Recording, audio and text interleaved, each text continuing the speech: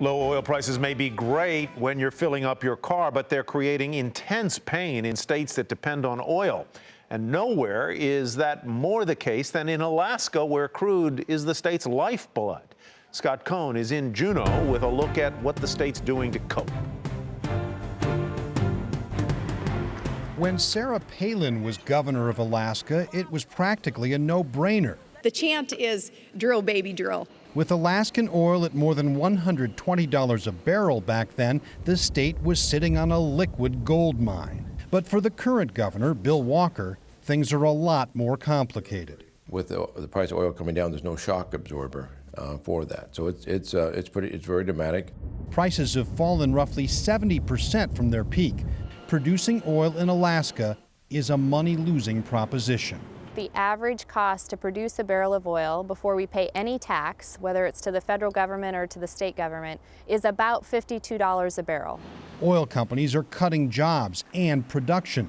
The Trans-Alaska Pipeline is running at a quarter of its capacity. Just keeping the oil flowing at this rate without the line freezing is an engineering feat. I have woken up worried about kind of the future end of the Trans-Alaska Pipeline system, because again, it's not just technical, it's economic. All this in a state that has relied on oil for as much as 90% of state revenues and a third of all jobs. Alaskans have seen low oil prices before. In fact, they've gone lower than this and always bounced back. But there's a growing fear that this time is different and that this is a new normal.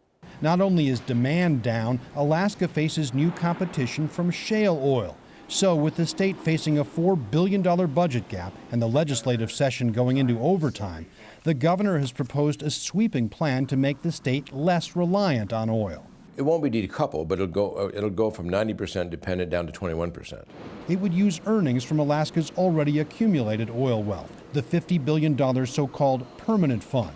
There are also widespread spending cuts, worrying the head of the state's largest school system. We're at a point now with this year where we're going to have to make reductions that are going to have a direct impact to the classroom. There are proposed tax increases for the oil industry and maybe the important commercial fishing industry. You see down the harbor here, every boat is a small business. We got to keep every one of those small businesses going. Individuals would feel it too. The governor is proposing the first state income tax since 1980. There's even talk of cutting Alaska's sacred permanent fund dividend, the yearly check to every resident for their share of the oil wealth. Last year, more than $2,000 per person. Some are already bracing for the change. I guess I'd like to not see that go away. I see many of my students and families are very dependent upon it. I know that for my own child, it's going to help him get to college. Long term, there's talk of a new pipeline for natural gas and calls to diversify the state's economy. But for now, Alaskans are learning a tough lesson that won't get easier anytime soon. Scott Cohn, Nightly Business Report, Juneau, Alaska.